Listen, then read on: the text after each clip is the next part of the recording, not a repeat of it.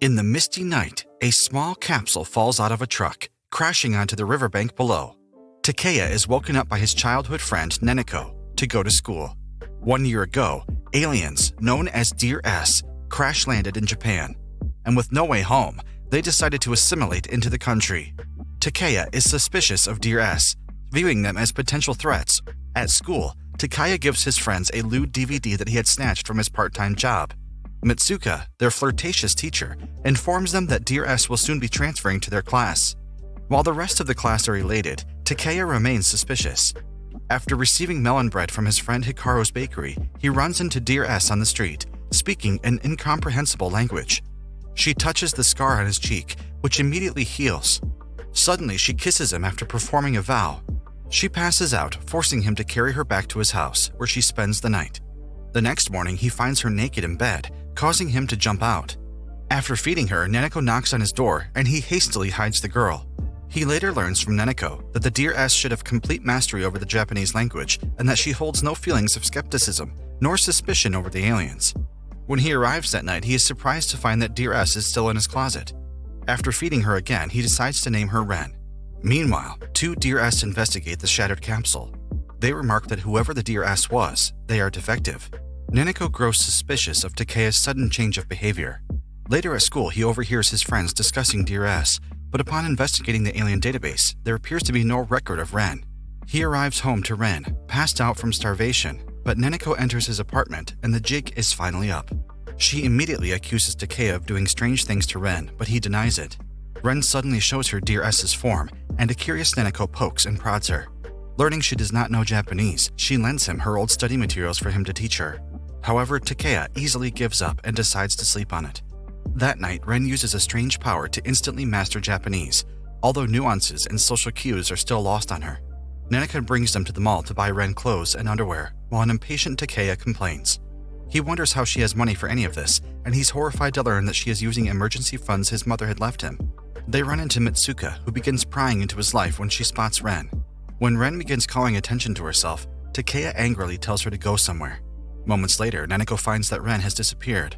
Although confused, Takeya is relieved that the troublesome alien is out of his life. However, he soon becomes guilty and searches for her, finding her at a park, looking towards the stars. Neneko arrives, having also been looking for Ren. On the way home, Ren calls Takeya her master, and she is her slave, which causes Neneko to shoot a suspicious glance his way, but he denies teaching her anything of the sort. Meanwhile, two Dear S speak with the principal of their school. Although he refers to them as their dear friends, one of them corrects him, saying that Dear S are only slaves. Miyu, a Dear S, begins her homestay with an elderly couple, but she's disappointed to have no chores to do. Meanwhile, Ren continues to strut around naked. Neneko plans to give her an apron, and she gives her 400 yen, the change from their shopping spree, as a reward. Takeya is then horrified to see that Ren has thrown out all his belongings out the window. The next day, Takeya and Neneko go to school, leaving behind Ren. She decides to go out into the shopping district wearing the apron. Her being a Dear S makes her draw attention to herself, but she manages to receive a large batch of melon bread from Hikaru's bakery. Miyu also happens to be exploring the town, while another Dear S, Nia, intending to capture Ren, appears. However, she becomes distracted by her melon bread, and forgetting her mission, she decides to go home. Ren goes to school, but things become complicated when everyone sees her associate with Takeya. The situation worsens when Mitsuka says misleading things, and as the crowd gathers rowdier, he and Ren are pushed out a window. Ren uses her psychic powers to land them safely, and Neneko laments that they cannot keep it a secret any longer. Mistaking her for the transfer student, the principal decides to make Ren an official student. Although Takeya wants to clear up the misunderstanding, Neneko encourages him to go along with it. The two are followed by a crowd of students on the way home from school, prompting Takeya to inadvertently order Ren to escape home, which she happily follows. That night, Ren strangely sleeps in Takeya's bed, forcing him to sleep in the closet, while he wonders what happened to her. While Miyu learns to cook several recipes from her host grandmother, Ren is told to recite during an English class using Mitsuka's lewd material. However, they learn that Ren has just learned elementary-level Japanese, and they tell Mitsuka she's being unfair. Ren becomes an instant hit with the rest of the school, but Miyu's arrival begins to complicate things. Students are confused that another Dear S has arrived, and the problem is exposed during the opening ceremony, when Ren is introduced as the transfer student. Miyu is livid, and she marches over to the principal's room for an explanation. Miyu is confused at Ren's name, as in their language it means nothing. With the school's error coming to light, Miu demands that Ren leave. Neneko suggests that both Dear S remain as transfer students, to which the principal agrees to, but Miu insists on being the sole transferee. They then hold 3 separate contests to decide who remains at the school. Ren loses the sprint by way of disqualification. The academic round is declared by a draw on account of Ren's ineptitude, while Miu concedes defeat in the 3rd round, despite her cooking being better than Ren's. Miu turns to leave, but the students clamor for her to stay, and the principal agrees. Miu decides to remain, planning to observe Ren to decide if she is qualified to be a Dear S. Meanwhile, Nia arrives back at her base, once again being distracted by melon bread. Her master, Zaki, tells her to wipe her face. A Dear S decides to punish her servant, Ki, while learning that Ren, an escaped Zero, has enrolled at a nearby school. Meanwhile, both Ren and Takaya have grown somewhat accustomed to living together. The next day, Ren has shown her quick mastery over English, drawing praises from the rest of the class, while Miu still thinks she's unprepared. Later, she learns that Takaya and Ren are likely an informal master-slave pair. She reminds Takaya that Ren is a slave and is willing to do anything for him. When she spots Ren trying to abandon her cleaning duties, she decides to take charge of her. She begins teaching her how to clean the classroom, using techniques she has learned over her homestay. To her exasperation, she finds herself having to clean up after Ren's messes, as she has very little comprehensive power. Later, Ren thanks her for her help, and Miu reacts bashfully. Takaya returns home to find Ren attempting to cook, and is relieved to see that she is somewhat improving. That night, Takaya asks why she goes through such lengths for him, but she simply replies that she is his slave. Meanwhile, Miu reports to Ki regarding Ren's status, and she replies that Ren will likely go through harsh re-education. Later, Ren senses that Takaya is aroused and offers herself to him.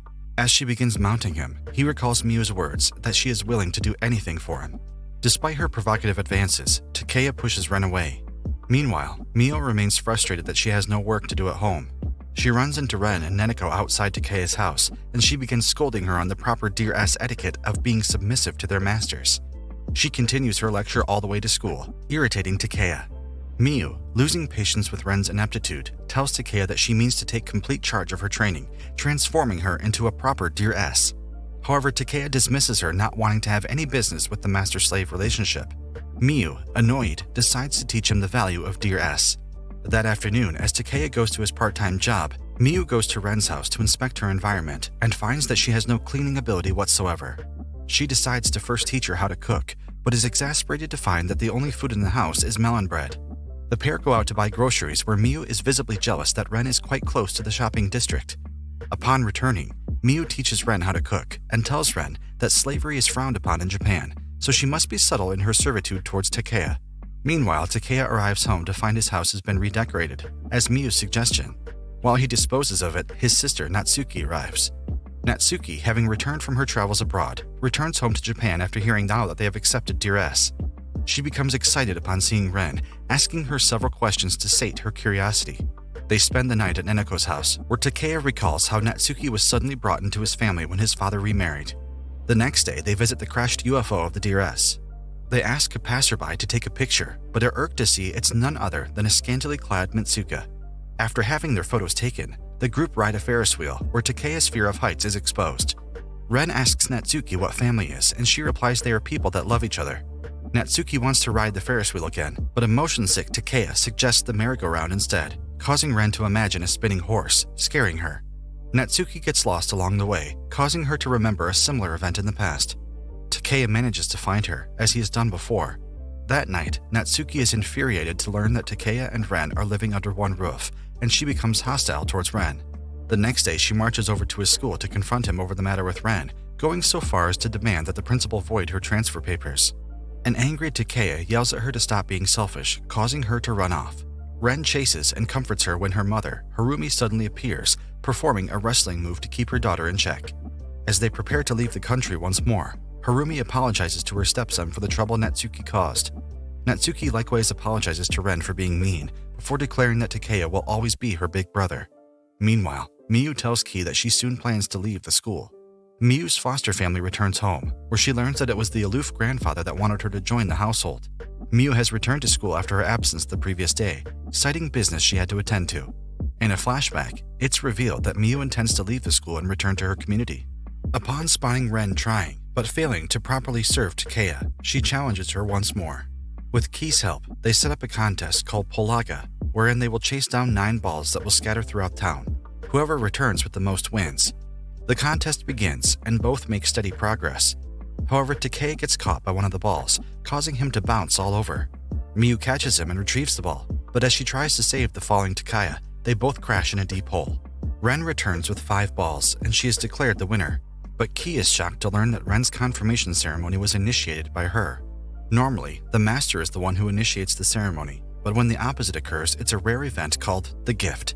Neneko arrives, unaware of where Takaya ended up. She gives Ren his discarded jacket, and she worriedly searches for her master. Meanwhile, Miu learns that he and Ren have the gift. She explains that she once served a master, but she was clumsy and kept making mistakes. One day, her master is mortally injured, and despite her best efforts to heal him, he dies. On that day, she swore to never make mistakes again, and seeing Ren nonchalantly go about her duties as a Dear S angers her. She asks Takaya why he thinks that the Dear S that crashed in Japan have not been retrieved. She explains that it's because they are expendable slaves. Takaya argues against the contrary, trying to tell her that it is they who need them. Suddenly, they hear the voice of Miu's foster family. They had been inside the well of their yard the entire time. They are rescued, and as Ren happily embraces her master, Miu experiences a tinge of jealousy. Neneko brings Takaya another alarm clock to help him wake up, but he finds that he is already awake thanks to Ren. Feeling unneeded, she decides to go ahead. Later, Neneko wishes to spend the night at Neneko's house again, and she says they are welcome anytime. Takaya used to spend the night at her house several times as a kid, where he was subjected to several horror sci-fi flicks, which he attributes to his fear of aliens. Miu visits Takaya's house, but only finds Neneko sketching Ren in cosplay. She is invited to join in, and as Takaya arrives home, he's confused by what they are doing. When Ren and Miu insist Neneko wear one of her costumes, Takaya offhandedly remarks that Neneko does not look good in girly clothes, causing her to storm out.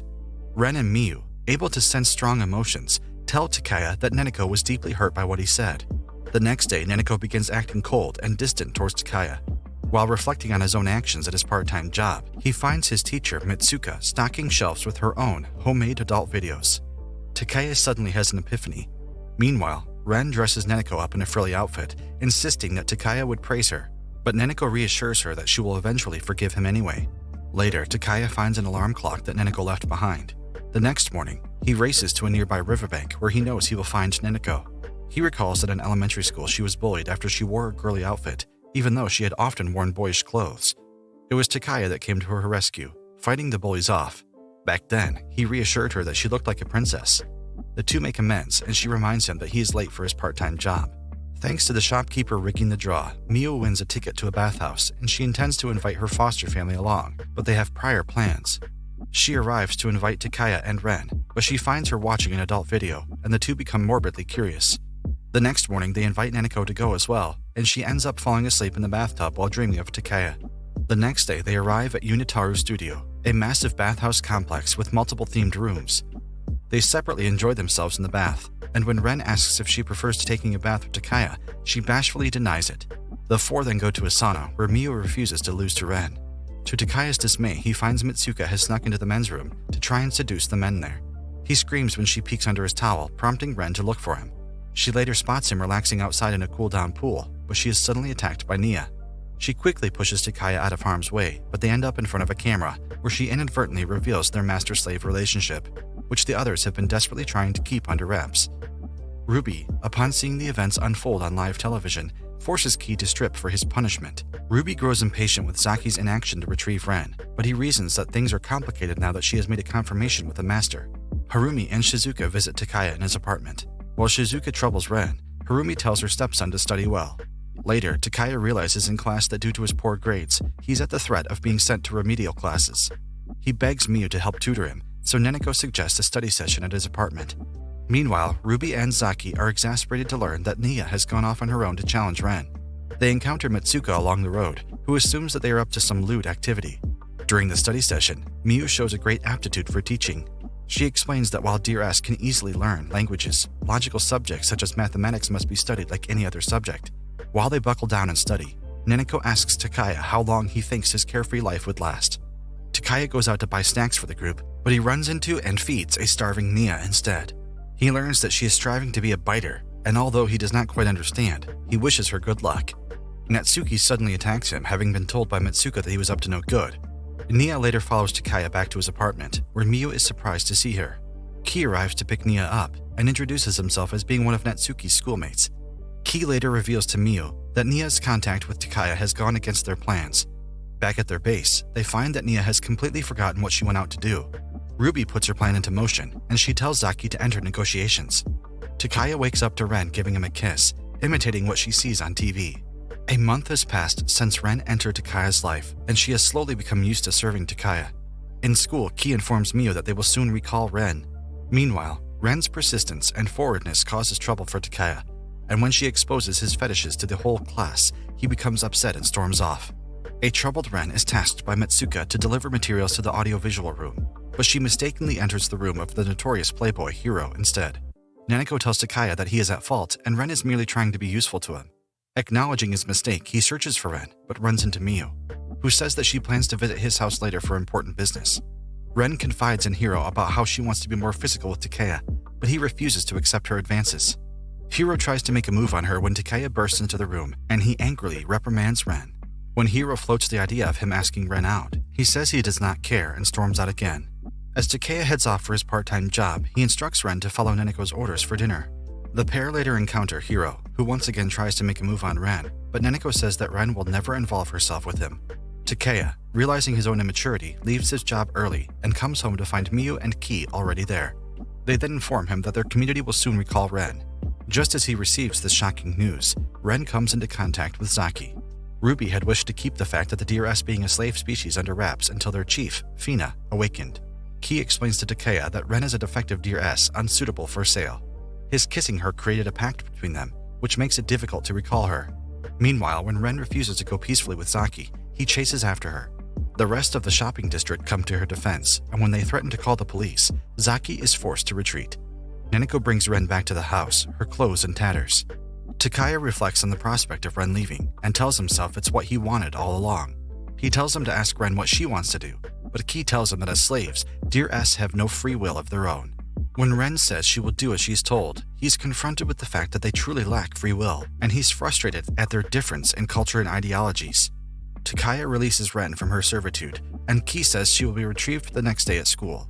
His decision shocks both Neneko and Miu. The next day, the class is shocked at the news of Ren's sudden departure.